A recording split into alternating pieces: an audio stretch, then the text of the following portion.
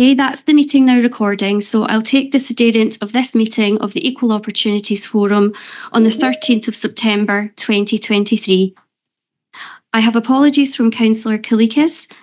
I can see that we have present today Councillors Clark and Corbett. Councillor Ferguson? Not seeing you present. I have apologies from Councillors Johnson Dempsey and McAdams. Also present today is Councillor McGeever. Councillor Razak? No. Also present today are Councillors Robb and Thompson. We have a number of officers present today and trades union representatives. And with that, I will pass you back to the Chair to commence today's business. Thank you, Chair. Thanks very much, Elizabeth Ann. And as I said, welcome everyone who's attending today, either in person or online with us. Can I ask, first off, if there's any declaration of interest? Oh, yep, Councillor Keat. Thank you very much, Chair. It's not a declaration of interest. I might have missed my name in the roll call, but it was just to confirm my attendance here. Yeah, sure thing, Gavin. Thanks for that. Can we ask who you're substituting for? Sorry, I might have picked this up wrong. I thought I was a member of this forum. I may well not be. Maybe I'm a bit eager trying to join this, actually. Substitute. Hi, Councillor Keat. You are a substitute member, and we do have apologies from Councillor McAdams, but I just wanted to you're welcome to observe the forum, or if you can confirm if you are acting as a substitute, then we can mark the sedent accordingly. I did have it in my diary. Yeah. As to who I was substituting for is a bit unclear. I'm glad you can't see my face in person because it's went a bit rosy red. But, thanks very much, Gavin. I'll stay and observe, given the nature of the content. You're very welcome to take part, actually. I think if Councillor McAdams isn't here, so I think if you were to substitute for her, that would be... That's absolutely fine by me. Yeah, thank you. Councillor Thompson, did you want to say something? Apologies, Mark. No, it's okay then. I was just got to suggest that substitute, and this wouldn't be happening if Mo was here. Yeah, I know. Things usually fall apart whenever I'm involved, so apologies. No way, Mark. You're a competent councillor, I can assure you. Well, thank you very much. So I'll just ask any declaration of interest. I'm not seeing any, so I'll presume there aren't any. We'll move on to the minutes of the previous meeting, which is pages 3 through 6 in your pack. I'll move that that's a correct record. Thanks very much. I'd second that there. Yep, thank you. So with that, are we agreed? Yep. Agreed. And we'll move on now, not before time, so apologies to our guests for the delay there. We've got a presentation from the Scottish Council of Jewish Communities about being Jewish in Scotland. I'm certainly looking forward to hear this. I know other members will be as well, so thanks very much for taking the time to speak to us today. And I'll apologise in advance if I get the pronunciation of your name wrong, sir, but I'll go to Ephraim Borowski and Kirsty Robson to speak to us. Thank you. Well, thank you very much. Can you actually now see my presentation? Because I can't, but I don't know whether I should be able to or not. That's fine. Okay. First of all, apologies from Kirsty. She actually has a hospital appointment this afternoon, so she will not be joining me. So that may, of course, be why you're to put up with 2 pictures of me for a bit, but I think you're now just down to 1. Thank you very much again for inviting me. I'm going to rattle through quite a bit of business because you asked me to speak, first of all, about being Jewish in Scotland and about the Jewish community in Scotland, but also a little bit about the role of the Scottish Council of Jewish Communities itself, which is the umbrella representative body. When I refer to SCOJEC, that's what I'm referring to. So bear with me if I talk in abbreviations sometimes. Could we look at the first slide, the first substantive slide, please? One of the questions that people always ask is, where where are the Jewish people in Scotland? And the answer is, in fact, throughout Scotland. There isn't a single local authority that doesn't have some Jewish people, although, as you can see in the islands, the numbers are very low. But in many areas, they're actually quite a bit higher than any of us, including in the Jewish community, expected them to be. And there are all kinds of reasons for that, which I've listed there in red at the side. One very important thing to remember about the census is that it does not count people. It counts the ticks that people put in boxes. And for the religion question, that's particularly significant because the religion question is voluntary.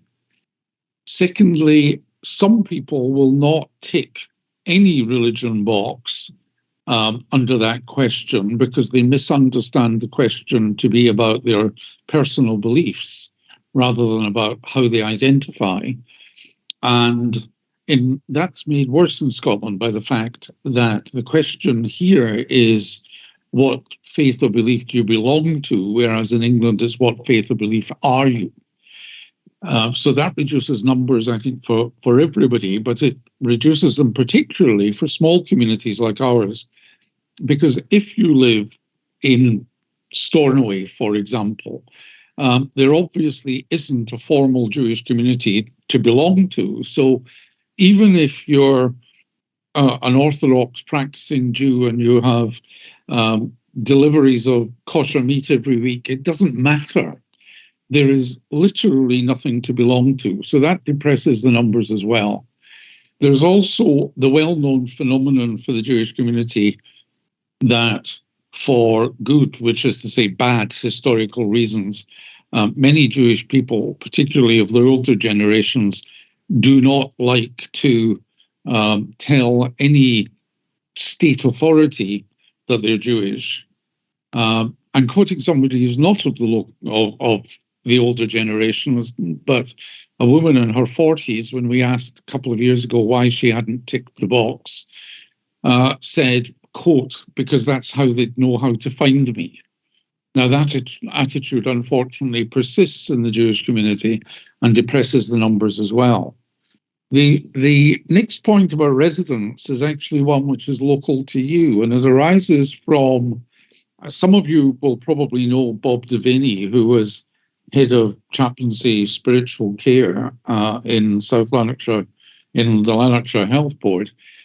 And when I was on the committee that drafted your spiritual care policy, this is going back about 10 years, and he produced a draft which said there are almost no Jewish people in Lanarkshire. And I said, that's not true. And he said, well, hang on, I'm looking at the census figures. So first of all, I made all the points I've just made. And then I said, and as well as that, as a health board, you have to remember the M8, the M74, the West Coast Main Line, possibly cruise ships, and the fact that for many members of the largest Jewish community in Scotland, which is to say East Renfrewshire, Hare Myers is actually the closest hospital. So when you're thinking about your local Jewish population, you're not talking only about residents. And the final point I want to make, which relates also, I suppose, to the one about identity, not belief, is that many people now are identifying as Jewish under the ethnicity question. And if you remember last year, Jewish actually didn't appear as a tick box, but it appeared as a prompt under other in the ethnicity question in the census. So we're waiting for last year's figures to be published next year with considerable interest, because we know that something like 800 people wrote in Jewish last time without being asked. Next slide, please. So that is the figures from last time. Just under 6,000 people gave Jewish as their current faith, but about 800 people wrote in Jewish without being asked under the ethnicity, and of those, only 600 did both, which means that there were 200 people in Scotland who wrote in that they were ethnically Jewish but had not ticked the box. And that's a very interesting phenomenon indeed when you think about the other things I've said. Could you move on, please? I mean, as I've said on that slide, evidence, that's just showing you the two pictures, the two questions. Move on. If we go back to the 2001 census, you may recall that there were two religion questions in that. One is, what's your current religion? The other is, how were you brought up? And if you look at the Venn diagram, you've got 6,500 people saying they're currently Jewish, or they currently belong, whatever that means. You've got 7,500 people saying that they were brought up Jewish, but only 5,500 people actually said both. And if you do the sums with that Venn diagram, that ends up giving you almost 8,500. And then on top of that, there's what we know about people not declaring that they're Jewish for, as I say, historical reasons, and other phenomena, and the number of people who didn't answer the question because it was voluntary, and based on evidence from censuses elsewhere as well as in Scotland, we reckon, this piece of research we did ourselves actually, although it was very small, we discovered that exactly 1 of 3 people on our mailing list who responded told us, 1 in 3 told us that they hadn't ticked the box. 2 in 3 told us that they had. So if you think about it, that means you have to add on 50%, not you have to add on a third. So on the basis of that figure, and on the basis of the slide that you're looking at, the actual number of Jewish people in Scotland could be anything up to about 12,000. I think that's probably over-optimistic. It's probably 9 to 10, but it does show you just how difficult it is to pin down, even on the basis of something as authoritative as the census. Next slide, please. You asked me about the role of SCOJEC, so let me just say very clearly that in the same way, the picture on the left is exactly what we're used to with devolution. There are some things that the UK is responsible for on its own. There are some things where it's jointly responsible with the Scottish Government, and some of those ultimately are delivered by local councils. And the relationship that we have with Jewish communities is parallel to that. The Board of Deputies of British Jews based in London is the umbrella organisation, and we don't interfere with it when it's talking about reserved matters like foreign policy or some medical ethical issues, IT, and so on. We are the body. Thank God we changed our name from the Standing Committee of Scottish Jewry, but we formed SCOJEC in 1999 at the time of devolution in order to interact on behalf of the whole Jewish community with the Scottish Government.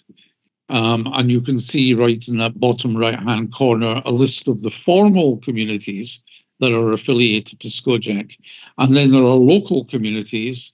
The Glasgow Jewish Representative Council is actually misnamed now. It's got that name for 110 years and therefore doesn't want to change it. But the Jewish community that it represents is probably about 2/3 in East Renfrewshire, but there are also people in South Lanarkshire and the Dunbartonshires and other adjacent local authorities. So we're structured in a very similar kind of way. If you move on, some of you, I hope, will have seen the Jewish Manifesto for Scotland that we produced at the time of the last Scottish election. And if not, you can find it on our website, which is www.scojec.org.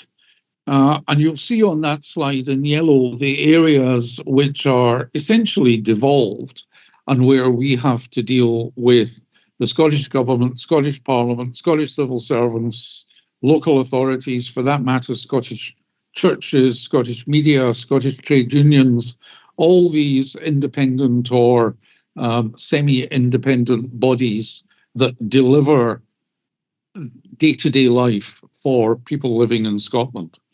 So that just gives you an idea of the breadth of the things that we actually occasionally find ourselves having to deal with. Next slide, please. So, for example, during COVID, just after lockdown, we arranged a hybrid public meeting, which was really extremely complicated, with the First Minister, Nicola Sturgeon, in a room with 150 people in Giffnock, and a second live audience of about 50 in a room in Edinburgh, and another 100 people joining online from all around the country. So that's the kind of thing we're able to do, and that allowed members of the community to put their questions directly to the First Minister, and we're hoping to do something similar with Humza in the coming months. There's a regular Scottish Government roundtable with faith communities that I attend. During COVID, it was weekly, then it became fortnightly, then monthly. It's now every 2 months, but actually it has turned into a very general policy discussion forum, and is therefore a very useful way for the civil service to brief faith communities about issues that might affect them, and for faith communities to raise issues that they think government should be aware of. So, for example, as I said, we talked about COVID. We've talked about census issues like the ones that I just outlined, because it took a lot of engagement with NRS, National Records of Scotland, for us to get the ethnicity question on the Scottish census, because it isn't on the English census. We've put in responses about same-sex marriage. There are issues about divorce that arise from same-sex marriage, so we're talking to civil servants about that. At the moment, there are proposals about registering funeral directors, and that is taking up a bit of our time, because it could actually put local, communal, and for that matter, other voluntary funeral burial societies, funeral directors, out of business if they have to comply with regulations that are designed for the co-op. We put in a response about assisted suicide. We spent a lot of time, as you can imagine, on the hate crime bill and these other issues as well. You might be puzzled to see fireworks there at the bottom, but all praise to the Scottish Government. Some civil servant realised that some faith communities use bonfires and fireworks and so forth on their festivals, and they therefore actually contacted us all and asked us whether regulating fireworks the way they then did would affect us or not. The answer for us, I can tell you, was no. Next slide, please. Just more pictures of our being representative. Top left, Humza visited Giffnock Synagogue a couple of months ago. In fact, very shortly after he was appointed, he contacted us and asked for a meeting. You've got Rabbi Rubin there, me, the First Minister, and the President of the Glasgow Jewish Representative Council.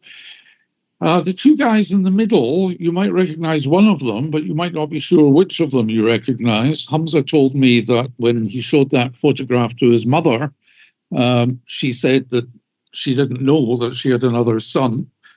That was taken at the Giffnock Synagogue Burns Supper a couple of years ago.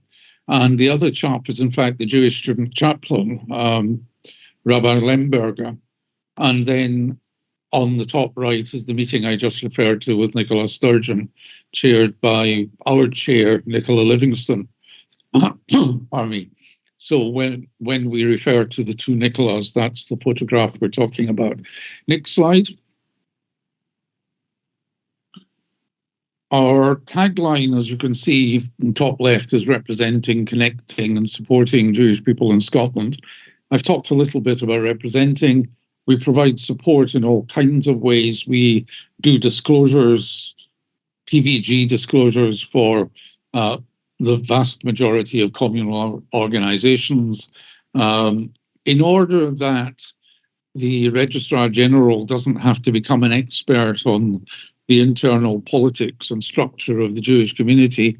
NRS doesn't itself look into the bona fides of rabbis from abroad that somebody wants to bring. Very often, a couple who want to get married, and if they've been living abroad, will want the rabbi from their home community or one partner's home community to conduct the ceremony. So they come to us and we check out the bona fides with the relevant branch of the community and go back to them, and they issue the relevant documentation. We sponsor visas for communal workers, including the rabbi and the kilt that you just saw. We liaise with the procurator fiscal and pathologists in order to minimize burial delays, because it's very important to the Jewish community that people should be buried as soon as possible.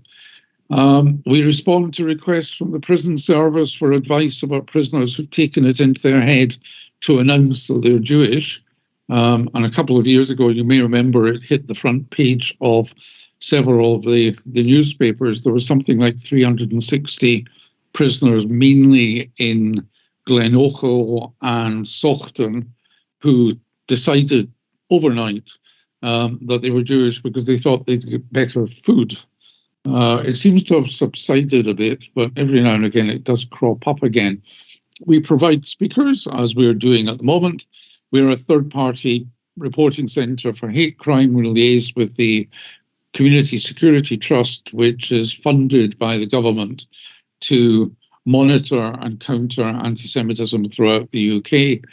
And we reply to miscellaneous requests, phone calls, emails, up as many as 50 a week, whether it's from councils or schools or prisons or the police or health boards, whatever it might be, in order to assist in providing services to Jewish people locally. Move on, please.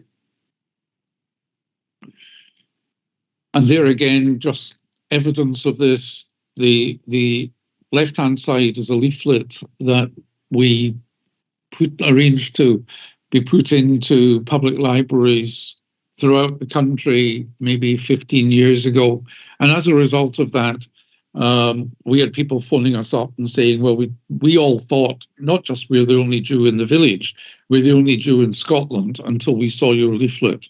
And that quotation at the top on the right-hand side was precisely what somebody said to us after picking up that leaflet. There was another elderly lady in Inverness who, on one occasion, emailed us to say, I'm a community of one, you are my community. There is nothing else here.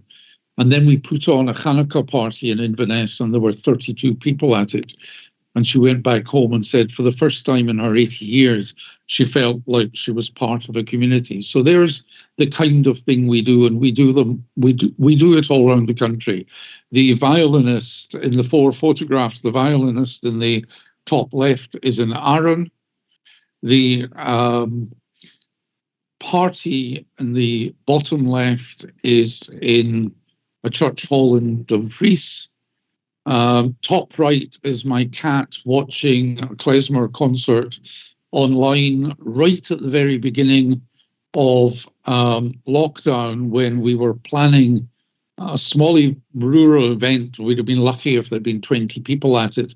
And instead, we discovered Zoom, and we had 256 people logged in for this concert, including the elderly lady at the bottom right who sadly passed away last year. Next. And we connect in other ways too. We obviously are part of umbrella organisations like BMIS, Interfaith Scotland, and so on. We attend relevant cross-party groups, and we produce this weekly digest called Memo of political matters from both Holyrood and Westminster of interest to minority communities. And if anyone is interested in signing up to receive that, again, look on our website, search for Memo Subscribe, and you'll find the form which will allow you to do that. So moving on, next slide again is just another example of our engagement with other communities. We arranged together with BMIS and the Church of Scotland, but we took the lead, a pilgrimage to Israel and Palestine with 32 participants from, as I've said, there are 12 branches of 7 faiths. And we met with people from across the political and religious spectrum. And I'm actually very proud of the fact that I was personally vilified both for meeting Barghouti in Ramallah and meeting one of the settler leaders in Hebron. So that the very fact that it happened like that just showed that we had managed to walk the tightrope and were doing what we intended to do, which was to give these 32 people a taste of what life is like along the, shall we say, the Eastern Mediterranean seaboard. Next slide. We carried out research on being Jewish in Scotland in 2012 and again in 2015, and we're currently writing up 2020. And we reached people, as you can see from that map, throughout Scotland. So again, that's back to the idea that I touched on right at the very beginning, that we have Jewish people throughout. And I want to contrast that with the next slide. Thank you. Many local authorities, I think, were seduced, for want of a better word, by the idea of localism, which really came to the fore under David Cameron, and Alex Salmond actually bought into it as well. These quotations are from government papers about engaging with communities. And you'll see it's very clear from the words that I have in orange there, that communities are identified with geographic communities, neighbourhoods. And that's why the policy was called localism.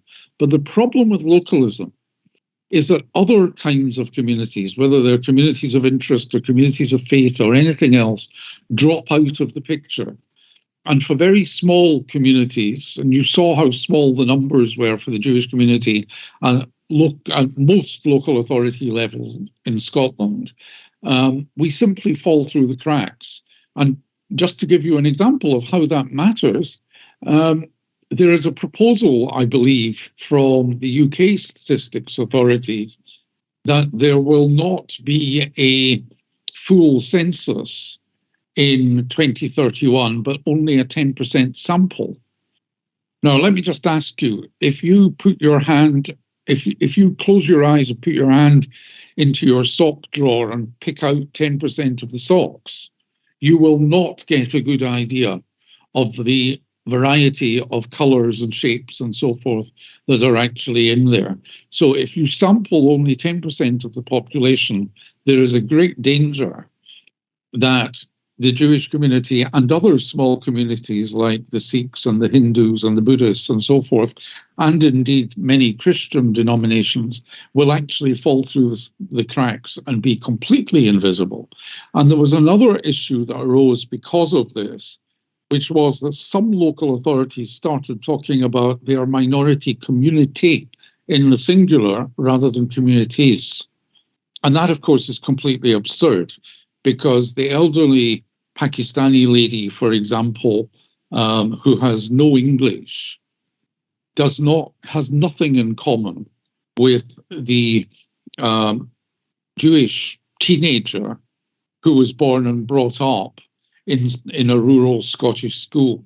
So the idea of lumping everybody together and calling them the local community is just absurd. So we have to keep an eye on all of these things and make sure not just that people are provided for, but they're actually recognised. So some examples of things that fall within the local authority purview. Next slide. Education. Most of these will be obvious to you. There are issues about the definition of religious observance, as well as religious education. There are problems about how religions other than Christianity are taught about in schools, misrepresented. Very often there's an element of othering. There's an institutional bias in a school, for example, that thinks that music lessons should consist of Christmas carols, or drama should just be the nativity play. There are problems about inclusion in general.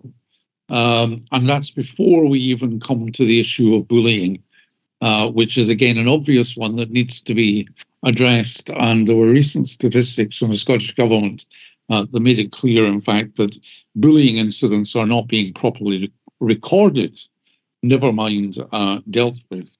Moving on, welfare, something else. Obviously, there needs to be culturally appropriate services for people. Elderly people who've had strokes very often lose their second language, but can still speak their first. That also happens sometimes with dementia. The most important advice I can give is that everyone is different. So you need to ask the service user what he or she wants. The fact that you had somebody else yesterday who said they were Jewish and they said that they would be perfectly happy, for example, with a vegetarian meal, doesn't mean that today's patient or client will have the same standards. They might have lower standards, they might have higher standards, they might insist on supervised food, whatever it might be. But what you have to do as a service provider or an authority that provides services is to ask the individual and listen to the answer. Language is very important. De-othering is something I've already touched on. Many of the issues that arise in education also arise in welfare. Next slide. I talked earlier about marriage and death registration. These are provided by local authority registrars. It's a very complex structure, and I spent a lot of time a few years ago in meetings with people from NRS and the local authorities and the registrars and the undertakers and all sorts of other interested parties, dealing with the introduction of medical review, which was intended to be, if you like, shipment proofing. And we were very concerned that introducing a new level of supervision would result in many more delays and more serious delays to funerals. But in fact, thanks to the goodwill of the NHS in Scotland and the Scottish Government and the registry, in fact, the opposite has happened, because it gave them an opportunity to streamline the system. And in fact, most people don't even know that they are one of the 12% sample that are being reviewed while they are having their interview with the registrar to register a death. We are currently engaged in the revision of the PVG scheme. As I said earlier, we are spending a lot of time with government talking about matters to do with cemeteries and burials and funeral directors. Consumer protection is obviously an issue for local authorities, but how do you know if somebody complains that something's being advertised as kosher when it isn't? You need somebody you can ask in order to find out what the standards actually are. Culture and heritage is another not very obvious one, but Holocaust restitution has raised its head a number of times in Scotland, and Glasgow, for example, has returned a number of artefacts that it turned out had somewhat iffy provenance. Equality, diversity, and inclusion in general obviously includes the protected characteristic of religion, and anti-Semitism, of course, is very often, sadly, in a category by itself. And you'd expect me to say a little about that. So next slide, please. I want, first of all, to make a linguistic point. There is no hyphen in anti-Semitism.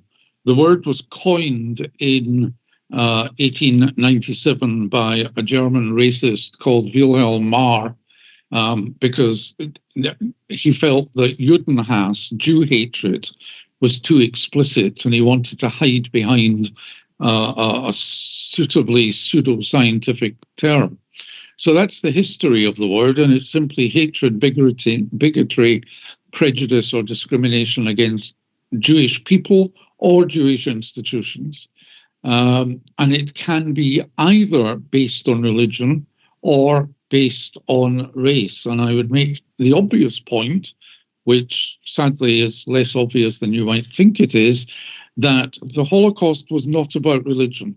Nobody was saved from the gas chambers by converting to Christianity. On the contrary, the Nazis looked back 3 generations in order to determine who was even fractionally Jewish. So don't be misled by some of what you might read about anti-Semitism, because a lot of it is intended simply to minimize the seriousness of what happened only a generation ago. Next slide. The International Holocaust Remembrance Alliance definition is what you will often hear referred to as being the gold standard definition of anti-Semitism. Personally, I think it's vague. I think what I said on the previous slide is actually better, but who am I to argue? It was originally drafted not by the IHRA, but by the European Union Monitoring Centre for Racism and Xenophobia in 2005.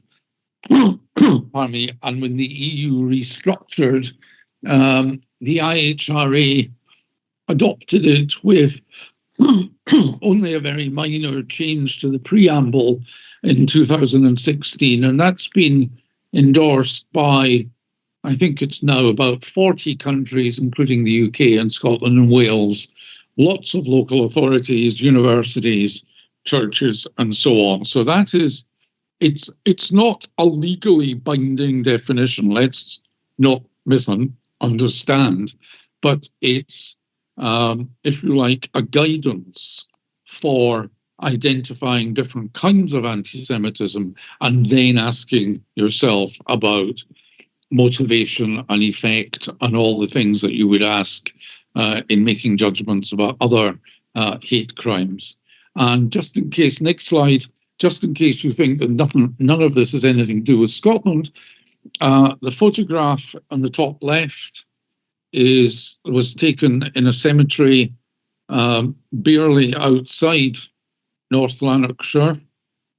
Top right is something that Alex Cole-Hamilton, MSP, reported from someone coming to speak to him at his constituency surgery and instantly changing the topic in order to turn it to being about the Holocaust. And that, I'm afraid, is something that happens quite a lot. The Jews Control Us is graffiti from a university toilet in Edinburgh just a couple of years ago. Cartoon bottom left was posted on a hotel website, presumably by someone who thought they were overcharged. The one in the middle, some of you will remember Sandra White, ex-MSP. She posted that, the blatantly anti-Semitic cartoon of Rupert Murdoch controlling the leaders at the time of the 3 main UK parties, and the entire array of Western democracies sucking at a sow called Rothschild. These things happen, and these things are happening, sadly, thousands of times a day on social media. Jim Sheridan, whom some of you may well know, posted the message on the bottom right after, I forget what, some Israeli action in Gaza that upset him, but his reaction was not to criticize the Israelis, which is entirely the Israeli government, which is, of course, entirely legitimate. And as you know, hundreds of thousands of people are demonstrating on the streets to do exactly that. But no, what he turned on was not just Jews in general, but his lack of sympathy because of the Holocaust. So you have their utter conflation between two different things. And that, I'm afraid, again, is something that the Jewish community has to put up with all the time. Final slide. And there you are again. When in doubt, ask, please. That's what we're there for. That's what we were set up for. And if you've got any questions, either now or at any time in the future, there's our email address. You can find us easily enough on any search engine, and our website will give you lots more information. There are several pages of resources, educational resources, demographic resources, and so forth on our website at www.skojec.org. And that, for anyone who's interested, is the official Jewish tartan. So thank you very much for asking me. And if there are any questions now, I'll be very happy to answer them. Thank you very much for that presentation, Mr. Borowski. Very holistic, and I know it was difficult to see some of the pictures as well. Not at all pleasant just to see them. Never mind actually to experience that hatred directed towards your community. So very informative indeed.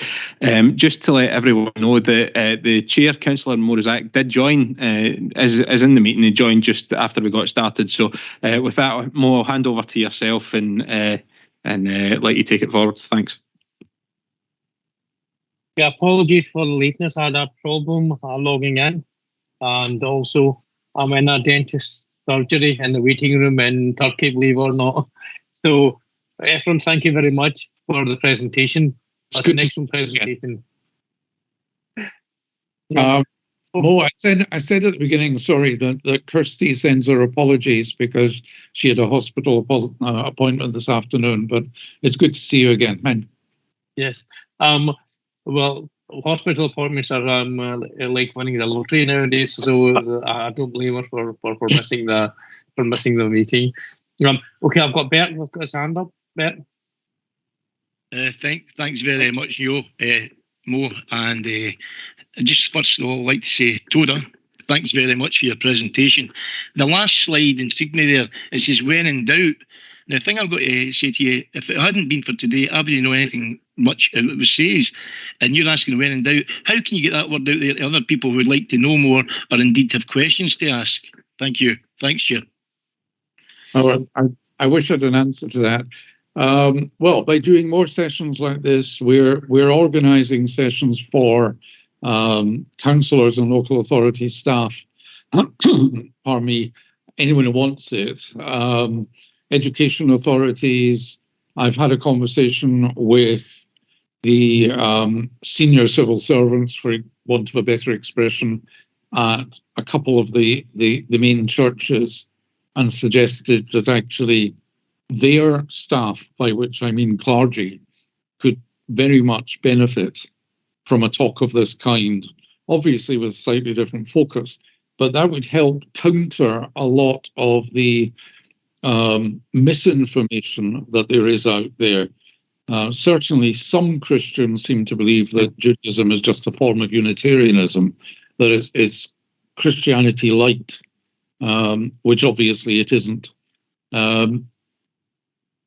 And the fact that some of our scriptures are shared doesn't mean that we actually interpret them the same way. So there are lots of messages that we need to get out there, even to a population that you might think is actually better educated about this kind of thing than most. So if you can help spread the word, I'd be very, very grateful. Thank you. Thanks, Chair. Thank you. Is there anybody else? Chair, Councillor Clark would like to speak in the room, if that's okay. Okay. Thanks, Chair, and thank you very much for that report. It was, or that presentation. It's incredibly informative. I've certainly learned a lot myself. I suppose my question would be, and it's quite an open one, so you probably don't have enough time to cover it all, but just briefly, what more can we do as a local authority to improve life for Jewish communities living in South Lanarkshire and tackling things like anti-Semitism? I know there's probably quite a few things you could say, but there's a couple priorities that we should be you think we should be taking forward. I think that's a more difficult question to answer than it might seem, because again, different people have got different kinds of issues. We know that there are children of young parents who have issues at schools. Very often they feel inhibited from raising them with the schools because they think that will just make matters worse. And I think that's probably true of parents of children who are bullied for other reasons as well. So it's something to bear in mind that bullying is like an iceberg. The bit that you see is a lot smaller than what is actually going on. So there's just one example. What else can you do? Well, I think just continue to raise awareness, be aware. In all these areas that I've touched on, whether it's welfare or health or education or you have cemeteries. I don't know whether there are Jewish burial areas within your local authority cemeteries. We know, for example, that there's a tiny cemetery in Gourock as part of an enormous municipal cemetery. Some of you will know it because it's actually on the tourist map.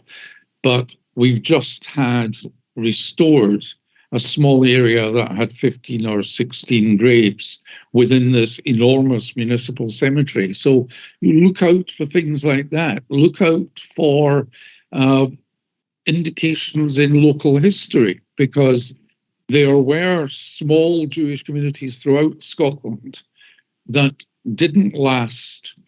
They were set up by refugees arriving from Europe before or after the Holocaust, but then they moved on, or they moved back to the big cities. And that's a story that's replicated as well in several small towns and cities in Scotland. So there are lots of things you can do to raise awareness, but I think possibly the place to start is, this is, if you like, a consciousness-raising talk, but we should have a conversation also about practicalities, and maybe if there's somebody appropriate, your equalities officer, whatever it might be, can contact Kirsty or myself through Elizabeth Ann. You can get my email address. Then let's sit down and have a practical conversation about issues that we're aware of that have arisen locally. Thank you very much for that. Thank you. Ephraim, I would say that I think that we need to have a more general dialogue with need to apologise. I've just had an injection in my mouth and it's making it a bit numb. So I think brain's half asleep as well. We need to have more regular dialogue. I think that's what's probably required, because I think you went through quite a lot there, and I think quite a lot of that would probably need more investigation. So what I will do is ask Alison Bell to reach out to yourself, and we have a more regular meeting. And the reason for this is that we break it down to individual areas and then work on them. And I think that would be more progressive and producive as well, if that's okay with yourself. Absolutely, that's fine. And I look forward to hearing from somebody, and we can set up a meeting either with you or with particular councillors with particular remits or staff, whatever seems appropriate. And as I said before, and we'll keep repeating, if there are issues that come up, we're always happy to advise. And very often advice is not giving you an answer. Very often advice is just pointing you in the right direction, because there may not even be a simple single answer. And that is, of course, part of the complexity of being a representative body of a small but very diverse community. Yes, definitely. I think this goes the other way as well, because if something comes up in your end, please contact us, because I think we want to open the channel and we want to make sure that if there's any issues that do crop up, that we'd like to know about them and like to deal with them as quickly as possible. Because I think the biggest concern is that the communication needs to be both ways, so that we can help each other out. Yeah, absolutely. And we're not slow to come and tap on your door if there's anything we know about, as you know. Yes. The other thing that definitely very quickly before we go on to the next agenda item is what I'm hoping to do is that in room downstairs, banqueting room, we're hoping to ask different communities to come forward to celebrate one of their holidays with us. That way, it would be good for the officers and councillors to come down, mix and talk and try and understand what's happening and everything else. And the reason for that is just to try and break down the barriers even more and have a bit more understanding as well, if that's okay with yourself. Yes, we'd be very happy to do that. We've just got a new set of display banners, obviously primarily intended for use in schools, but we could put them up and have a session talking about whatever catches people's eyes. So, we actually are quite set up to do that. Just let us know when you want us. Okay, absolutely brilliant. Thank you very much. Super. Thank you, Ephraim. Well, thanks very much for having me again, and I'll now let you get back to important business. Thank you. Firstly, Kenneth. Thank you very much. Bye. Bye. I think we'll take a 5-minute break, because I think it's only 5 minutes in before we've got the full hour, and then I think it's in my time is 5:02, 3 minutes to, so we'll reconvene in 5 minutes time, 2 minutes past, if that's okay. Thank you.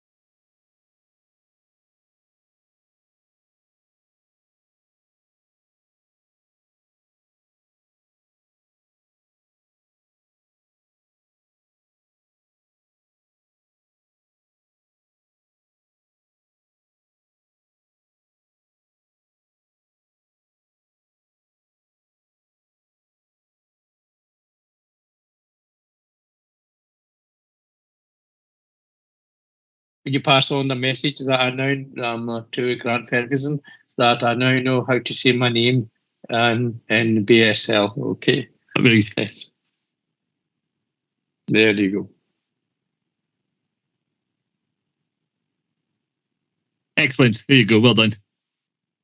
But it says you'll get used to it, and you can learn more letters later on. So we'll get your full name as well. So you get that. You can learn all the words. Well, I'm going to start practicing on YouTube. Okay. No bother. We're going on to agenda item 4, but I wanted to ask Mark, if I cut out, could you take over for me, please? Because I'm at the dentist surgery. I don't know what time they close. They might kick me out before the meeting ends. Yeah, certainly, Mo. No problem at all.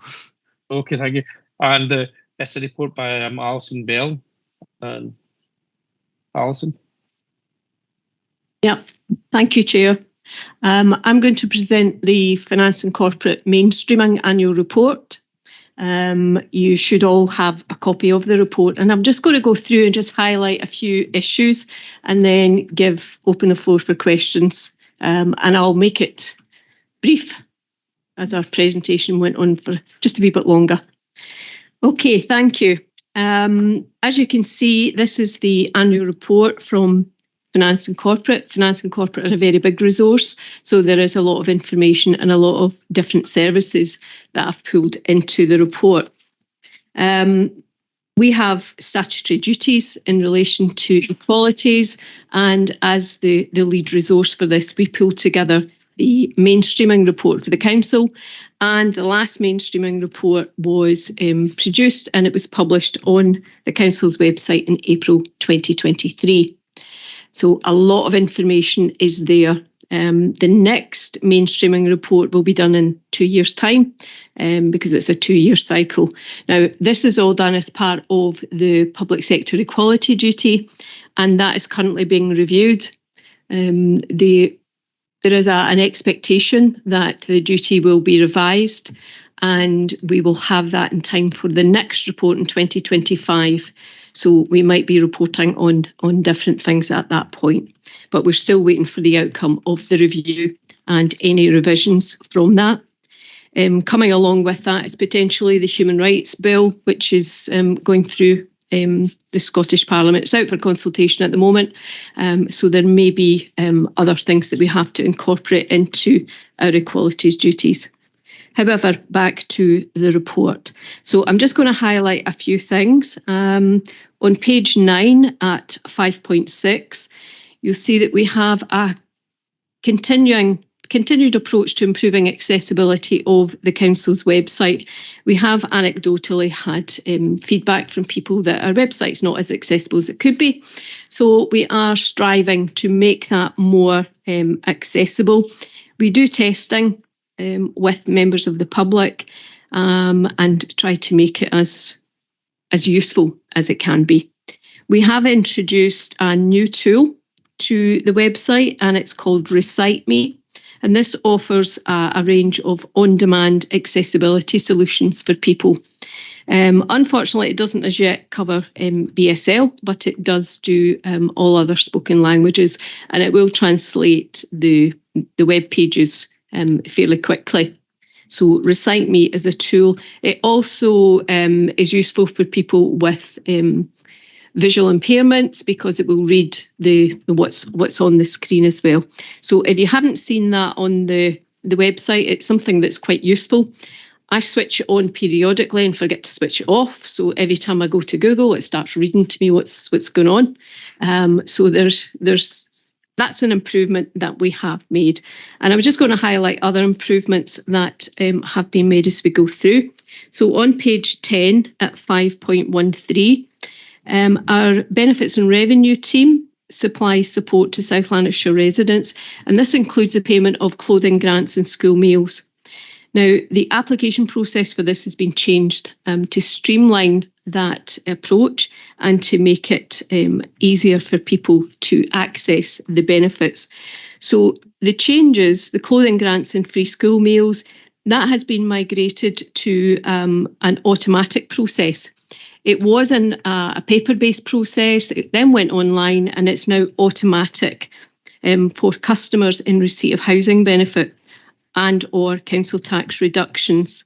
And that amounts to 80% of the applications. So what that means is that essentially it's an automatic payment. So people don't actually have to apply if they're receiving council tax reductions or housing benefit. We've also changed the way that we pay the clothing grants. So it's changed. It's no longer a BACS payment. It's now changed from a cheque payment to BACS, which means that it's an automatic. You'll get it straight away. It's much quicker. So people will be able to access these monies much more quickly.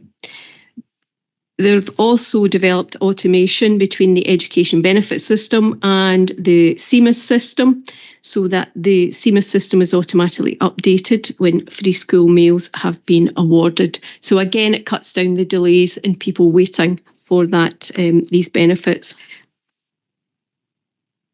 The online application form for clothing grants and for free school meals is the preferred direction. So everything online. However, that's not to say that people who are not able to access online or to receive payments automatically are left out.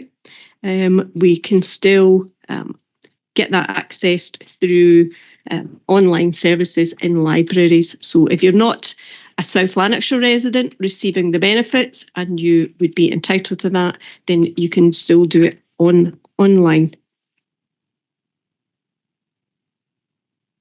Our customer service centre, 5.14, this is our initial point of contact for South Lanarkshire residents, really for looking to report things like initial repairs to council houses, any issues with land and waste services, and any general inquiries that residents may have. All initial contact is done via the telephone or online.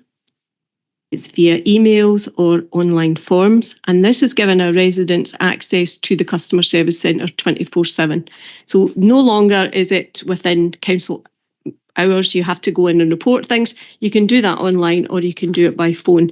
However, we do recognise that there is still a need for people to be maybe assisted to make any online applications or to report things. So we can still arrange. We used to have people being able to drop into Q&A offices, but we no longer have Q&A offices available and open. They were closed during the COVID pandemic and didn't reopen because the footfall was quite low in the offices. So we do have that service. It's gone now. We didn't reopen Q&A. However, there's still an option, an alternative for people who need assistance, and what they can do is contact the customer service centre, and an appointment with the relevant service will be made for them. So we're not cutting people off, and we're not saying it's only online or telephone. We do have the offer of another service. At section 6, against on page 11, we show all the partnership workings that we have. We work quite closely with a number of internal and external organisations. We work Seniors Together in South Lanarkshire is a multi-agency partnership which involves people who are 50 plus, Seniors Together. I don't know if I want to be in that bracket, but hey, it's 50 plus. And again, it's from the local communities, and they do a lot of work which is outlined here. One of the activities I would like to highlight to you is that the project's taking a lead with South Lanarkshire Council in developing the local authority into Scotland's first age-friendly community. If you have questions on the work of the South Seniors Together, we are quite fortunate. We've got 2 members of the Seniors Together team here today, the manager and the Men's Development Officer with us, so I'm sure they'll be able to pick up any questions that you might have on that.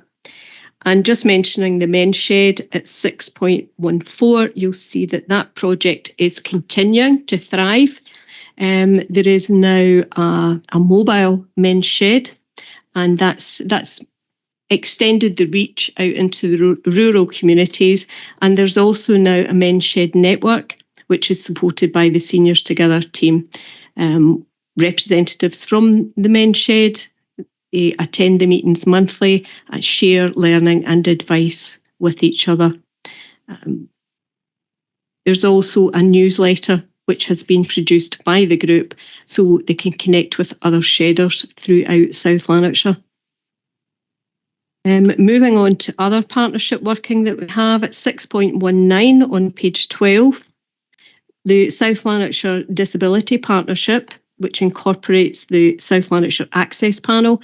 This is a user-led partnership, so this is an external partnership, brings together the Council, NHS Lanarkshire, Police Scotland, the Scottish Fire and Rescue Services and other local agencies with representatives from the voluntary sector.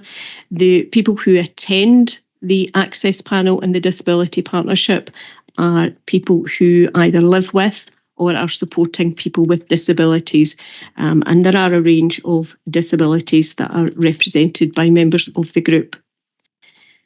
At 6.110, it shows you the consultation opportunities that the panel have had up to this point this year. They've had meetings with reps from Social Security Scotland, and that's in relation to the disability and carer-related benefits, whereby members are given information but are also able to provide experience, lived experience to Social Security Scotland in this case, of their experience of accessing and receiving benefits.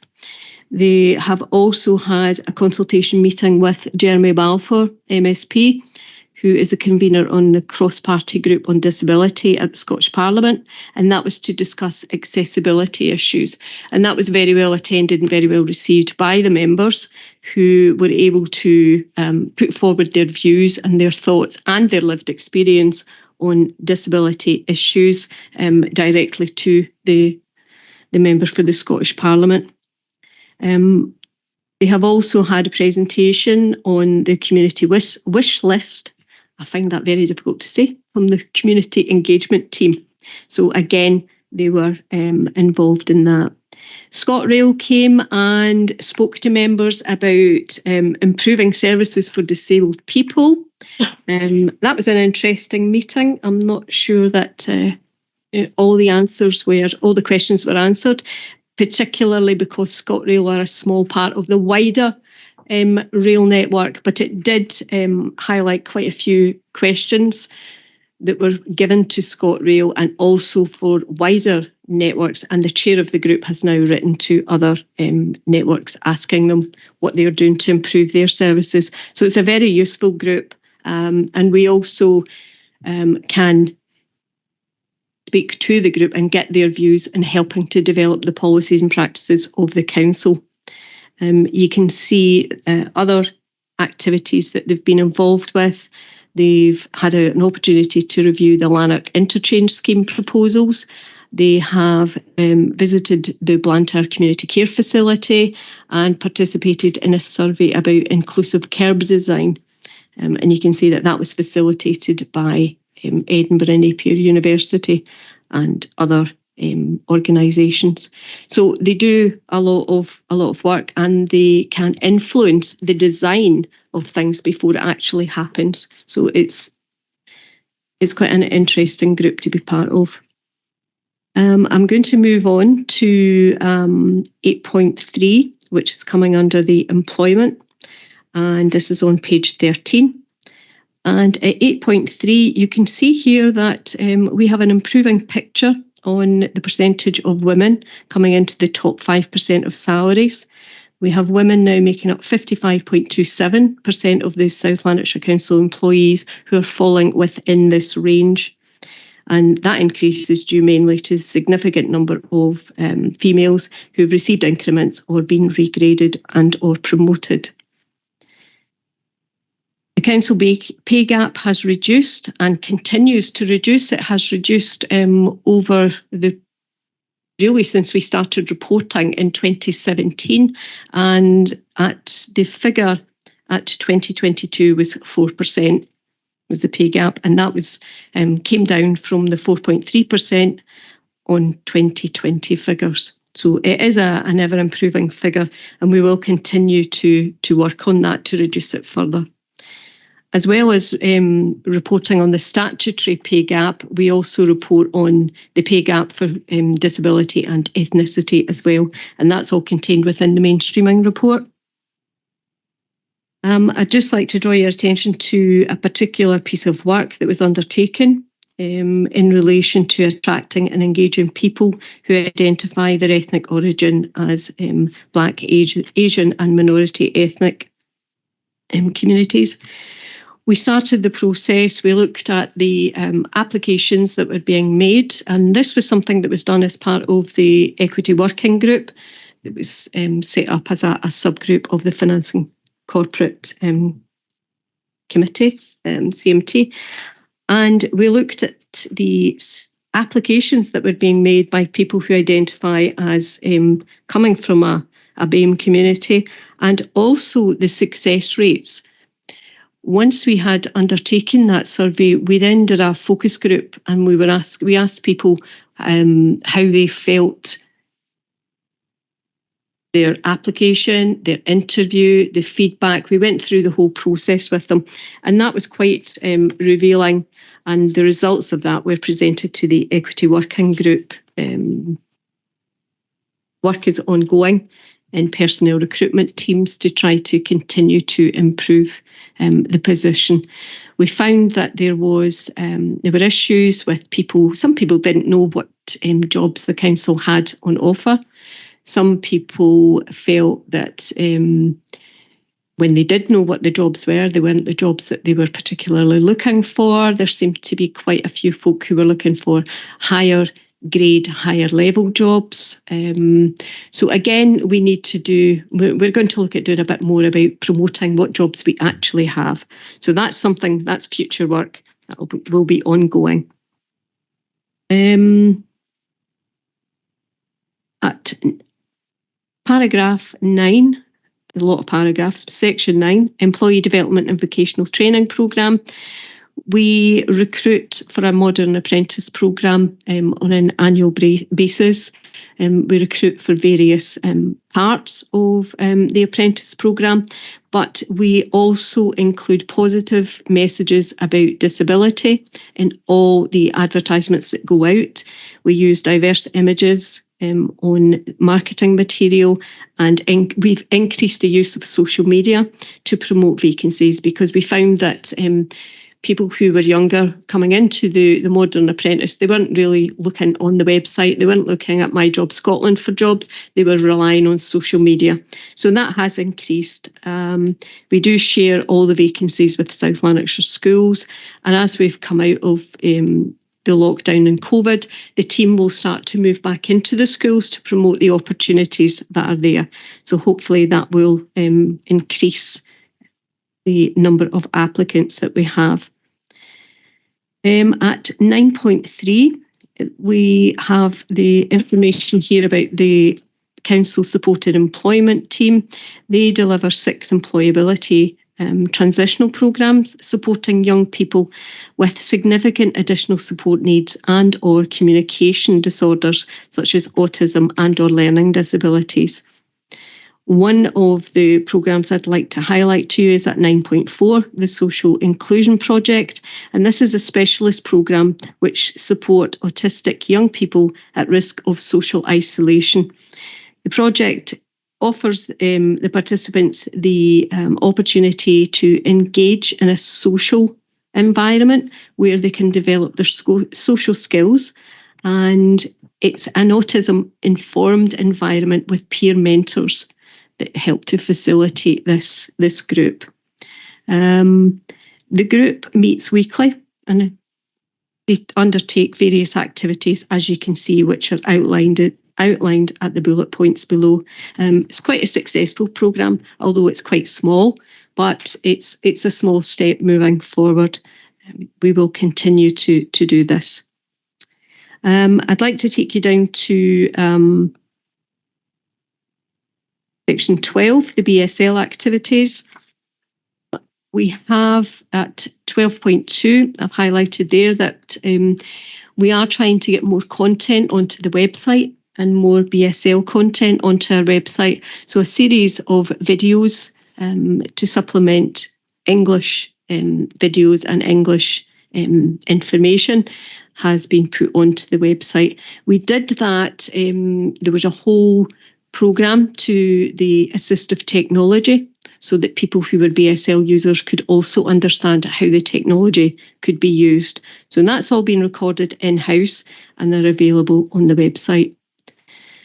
We will be reviewing and revising the BSL Lanarkshire plan later this year. This will be produced in partnership with NHS Lanarkshire, North Lanarkshire Council, but importantly, we will rely on the experience and the expertise of the BSL steering group. We will be driven by the steering group and we will carry that forward. We'll do the same as we did when we introduced the last local plan. We'll have a survey, we'll have face-to-face sessions where we go out to the community, and these sessions are facilitated by deaf BSL users. So it's not, I'm not going and sitting at a table and asking people what it is that they're looking for. It will be one of the peer groups there, and we'll take forward any actions. We learned a lot out of doing the survey the last time. We thought we were quite good at what we were doing, but we went at it from an English point of view and not a BSL point of view. So there's a lot of learning, and hopefully we'll take that forward into the next national plan, the next local plan, which will come out of on the back of the national plan, which is due to be released in October. So we need to wait and see what's actually happening, what the Scottish Government are saying that they're going to be doing. And then what we'll do is see how we can contribute to the achievement of the national plan. And that's all I've highlighted. Happy to take any questions on anything that I've spoken about or anything that's in the report that you want to pick up on. Okay, first one, 6.1.2, Alison, I'm just correcting you on seniors together. 50 plus is upper middle age, and I've yet to be got the 50 plus older age. Yeah, I agree. It needs to go up a bit. That's exactly it. Okay, are there any questions? Yes, Grant, I see Grant raising his hand.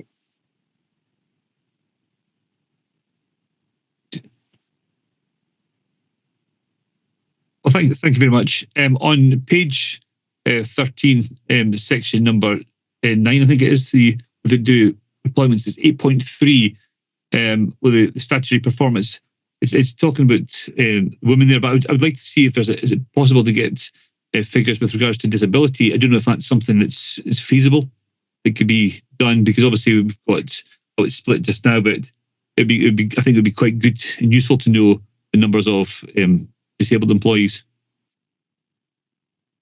Yes, that figure is available in the mainstreaming report, but I can certainly dig it out and bring it to let you have that information. But it is on the mainstreaming report as well. We do report on that. That's great. Thank you very much. Thank you. Okay, and I think, Mark, did you have your hand up? Chair, it's Councillor Clark has his hand raised. Oh, sorry. Okay, thank you. Thanks, Chair, and thank you for that report.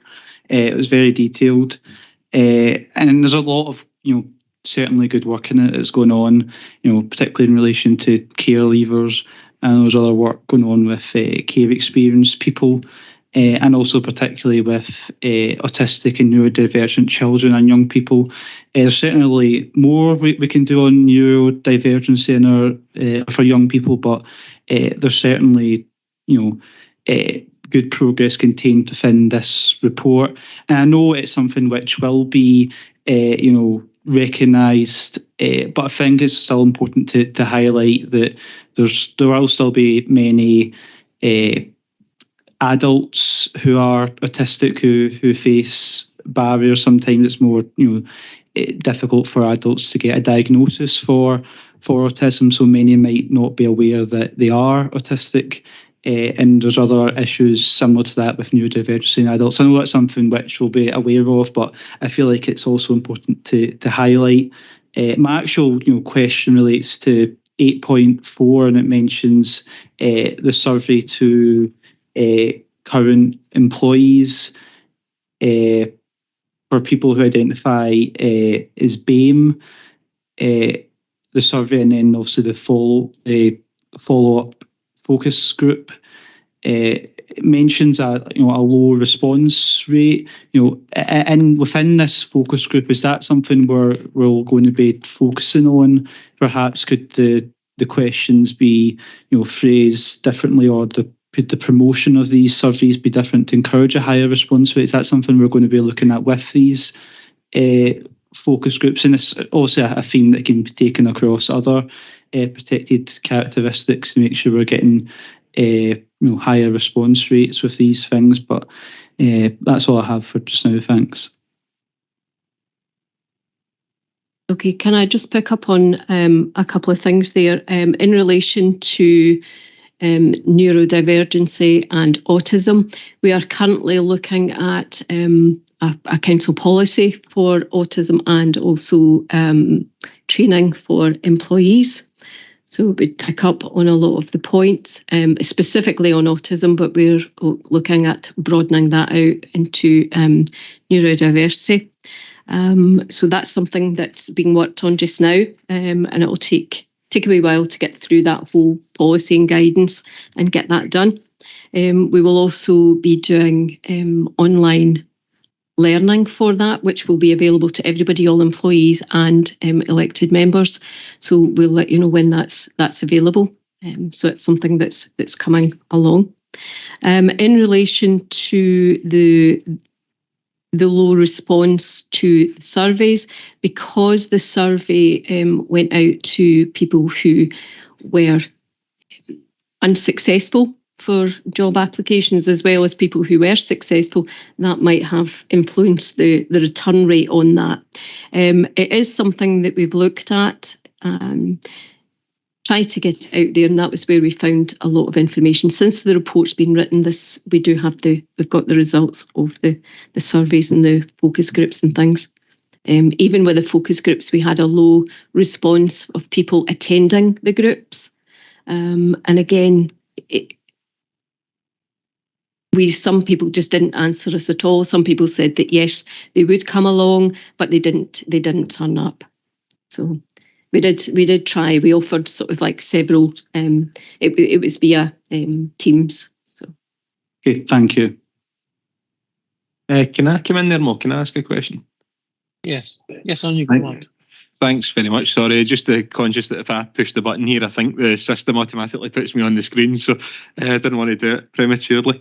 Since we've got the kind of expertise in the room, I just wanted, and I should clarify that from working with seniors together and not as a result of the demographics anyone might be part of. I'm just wondering if there's any challenges involved. I'm conscious that with a kind of over 50 cohort, that's a huge range of the population, a hugely diverse group as well. And we've already heard that, that even small minority communities can have great levels of diversity within them. So I'm wondering that when you look at, I think probably over 50s are still technically a minority community, but probably not for much longer, and as I and others hurtle probably towards it. So I'm just curious, is there a challenge there in actually delivering a service that caters for everyone across that range, or is there a focus that while it's open to over 50s, it's actually focused on it more towards the elderly element? I suppose elderly is maybe a word we should not use, but to the older cohort, the more senior or the most senior members of the community. And I'm kind of conscious as well. I think it's good the descriptions that we're given of the levels of effort to make sure that it is accessible for everyone. But obviously, as people do get older, they're more familiar with technology now than ever before, and I presume that'll increase as well in time as the demographic basically that is say over 70, over 80 has had 30, 40 years of using devices. So yeah, just looking for any kind of info, any thoughts you might have on the challenges that exist there and how you overcome them. Thanks very much. And you're right, my name is Christine Calder. I'm the manager at Seniors Together, and I work in finance and corporate resources for the council. And you're right, before we were Seniors Together, we were Better Government for Older People. So we were a government initiative back in the day. I think it was around 1997. And the government of that time had this we call it now a romantic idea that when you were reaching your 50s, you were making plans to retire. And that's where that kind of a figure came around.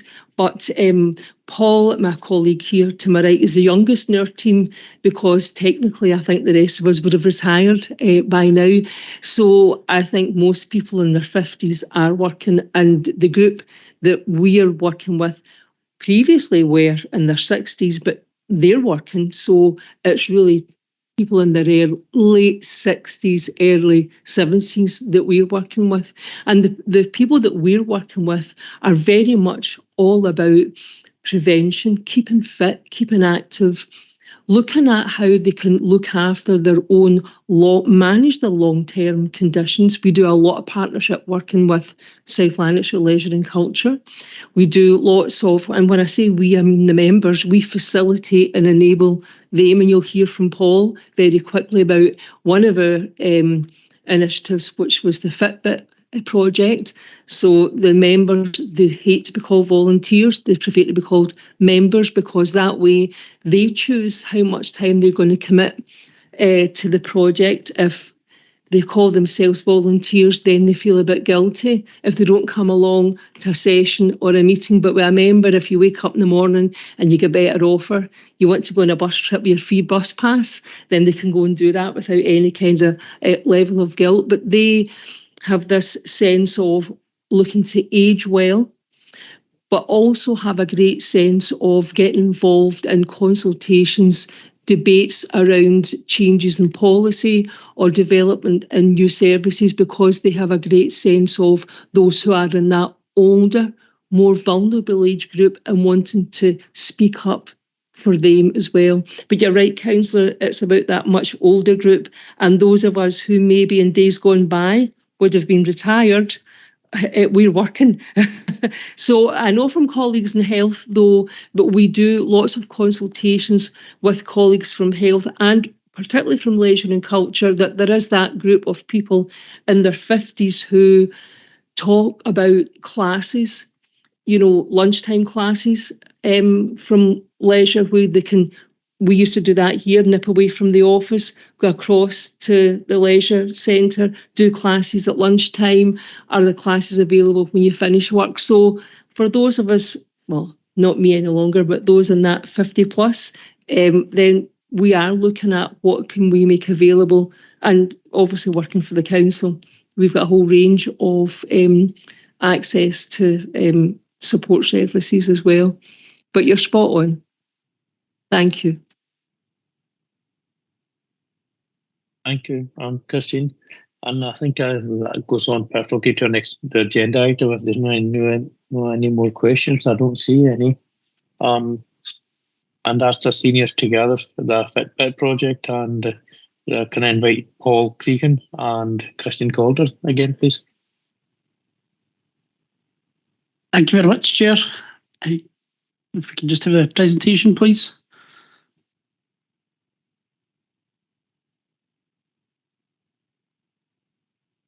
Perfect. Thank you very much. Good afternoon, everyone.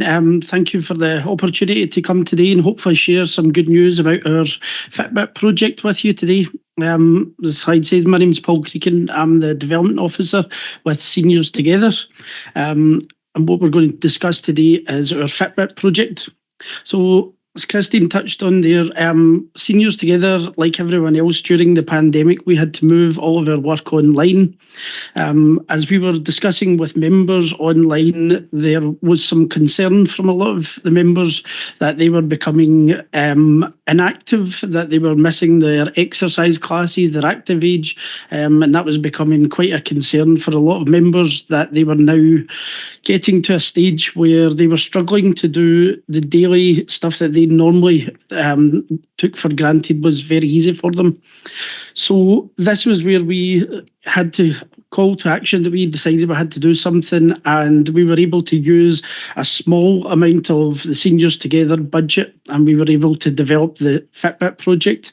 We purchased 25 Fitbits. If we can just move on to the next slide, please. So with our Fitbit project, we kept the aims of this project very simple. We were looking to work with a group of our members, and we were looking to recruit them under the auspices that they were looking to increase their mobility again after the pandemic had forced them to be a bit more inactive. I'm sure it's something a lot of us can relate to, but this was a real concern for some of our members in their later years. We worked then with members. We were equipping them with a Fitbit, and that was theirs to keep. They were then given this. The only stipulations we had with our members was that they had to have a smart device that they would be able to use. For anyone who has a Fitbit, they will know that your Fitbit links to your smart device, whether that would be a tablet or a smartphone. Members would have to have their own device to take part in the project. So next slide, please. When we were looking at the expected outcomes for this project, we were able to delve a wee bit deeper into the effects the pandemic was having on members, and it was becoming a real concern. So we were hoping that through involvement with the project, members would be able to improve their strength and balance. A Fitbit can give you an hourly reminder to keep going, to move your steps about and hit an hourly target. So this could be a big improvement for many members. By improving their strength and balance, this would also reduce member risk of falls in the house. We also wanted members to then feel more confident about using a wearable device. So whether this was a Fitbit or an Apple, a smartwatch, anything, we've had some members who've described this as they're very nervous about this, that they didn't want monitoring devices or things monitoring their health data. So we're hoping to overcome that with members. We also, through our partnership work, we wanted members to feel a bit more confident about using the online exercise programs. These were a bit marmite for some of our members. They didn't really take to it as much as we hoped, and with the pandemic, the lockdowns going on slightly longer again, this was something we were hoping to engage members to feel a bit more confident with. So we would also want to work with members again so that when the lockdowns did end, they were more confident to re-engage with their exercise classes in person and their community groups as well.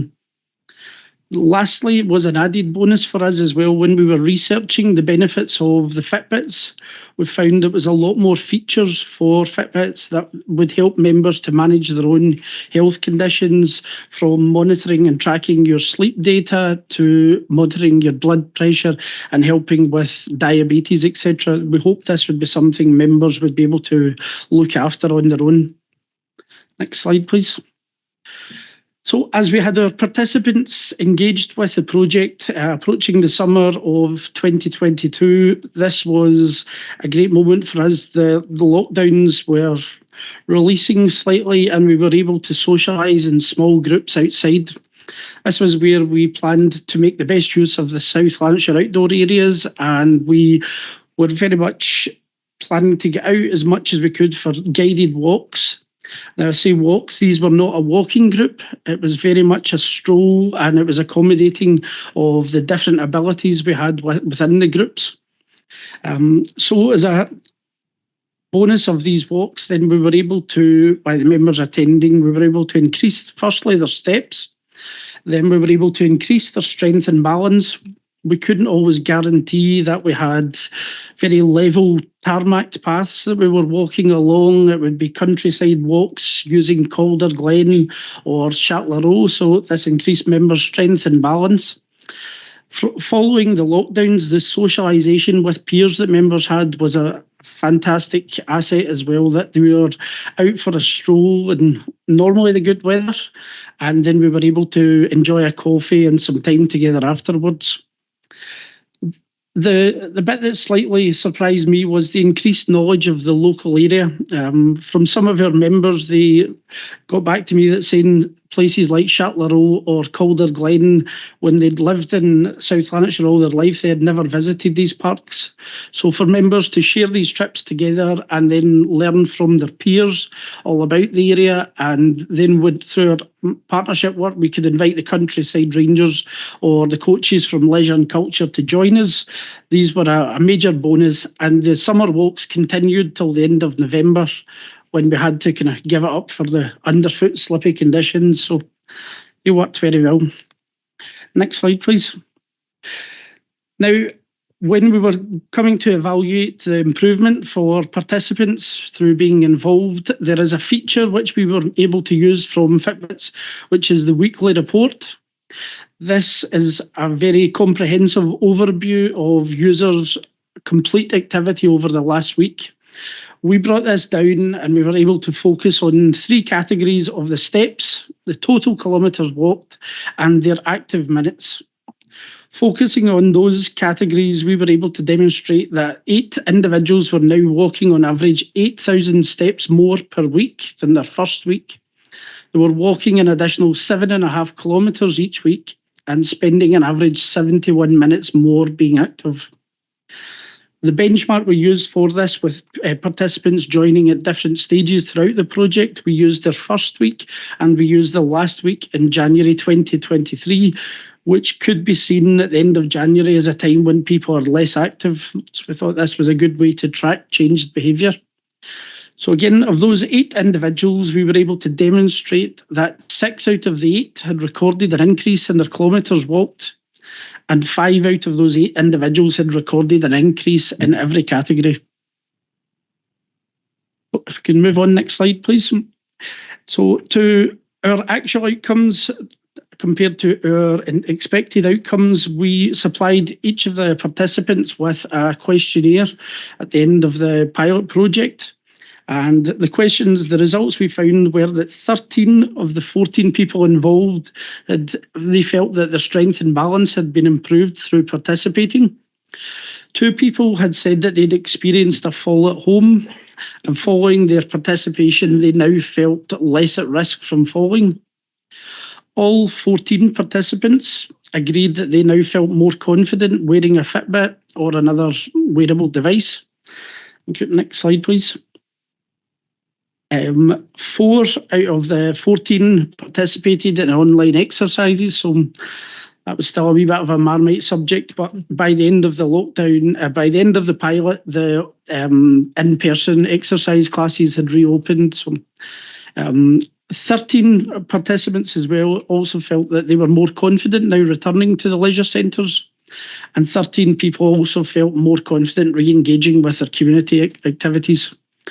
I should point out, though, the anomaly, easy for me to say there, sorry, with those statistics is the 14th participant.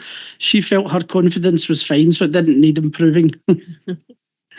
We also had, which was a very important stat, was the 10 participants felt their confidence had improved about managing their own long-term health conditions. Now, this one really did resonate with us, as one of the participants had said that his doctor had commended the project and that it was great that he was involved with such a project to manage his conditions. Thank you. Next slide, please. Now, to finish off here, I'm sure you'll be glad to hear that we've got some of the lovely comments we received from our members after they took part in the walks. And this is just a wee flavour of some of the feedback we got, which is really important. That's what we're basing our experience on, or what we would be doing next. So we had some great feedback there about a walk at James Hamilton Memorial Park or at Shatler Row. So as you can see, we tried to cover as wide an area across South Lanarkshire as possible. Thank you very much. Oh, sorry. Is there any questions? And yes, any questions? Sure. Well, I think with everything that's happening, I think that's a great project. Bert, I see your hands up. Thanks very much, Chair. Just a quick question. I might have missed it there. How would you go about getting in contact with yourselves? Is it widely advertised, or how would you get to make contact? And I might be thinking about myself there. Thanks, Chair. Thanks very much, Councillor Thompson. We should have said at the beginning there that was a small pilot project. So we had initially sought some funds from the Community Safety Partnership to pilot it, but our bid was unsuccessful. So as Paul said, I had to use a wee bit of money that I had left in the Seniors Together budget. So we piloted it with that small group, and it's come to an end now. So that's the end of the project. Essentially, we had hoped that we've printed a small report.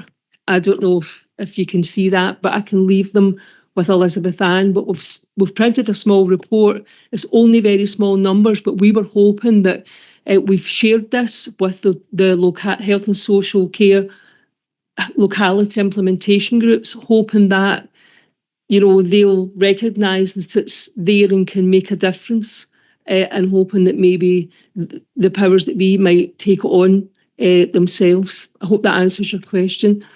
It does. Maybe Elizabeth Ann be kind enough to leave a pamphlet in my book. It'd be great. Thanks, Chair. Okay, thank you very much. I think the first question I had was, how much are the Fitbits roughly costing you? If you remember. Thanks, Chair. The Fitbits we got were £75. Right. I think I'm just thinking that with the current stresses we have with the NHS and everything else, this seems to be being very successful, and this could be helping cut some of the pressure on NHS. I think this would be well worth pursuing. Oh, I see, Cav, we have Kirsten. Kirsten, where's it going? Hi there. Looks a great project. Thanks for the information on it. Just in terms of carrying it on, are there any referral pathways for the people involved in that project or other groups in Senior Together to link into local walking groups? I think some areas have quite good kind of rambling local walking groups that could help people transfer on from that and continue their work in a sustainable way and enjoyment of the outdoors and walking and so on. Thanks very much, Councillor. Yeah, as part of the project, Paul arranged a couple of workshops for the participants. He arranged some first aid training, and he also arranged some exercise classes actually in here.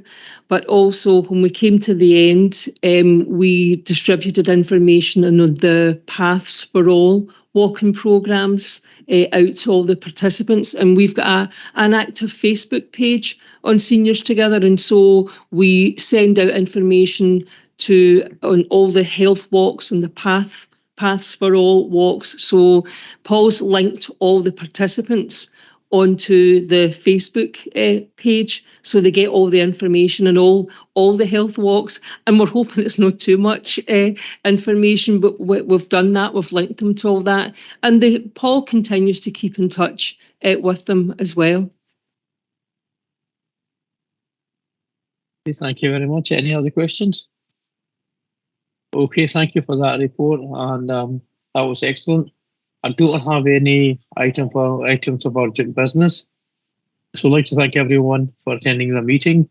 And finally, Ross, need to apologise because I kept using your surname rather than your first name. My mind went blank on your first name, and that's all it was. Thank you very much. Bye. Thanks, Chair. Bye-bye. Thank you.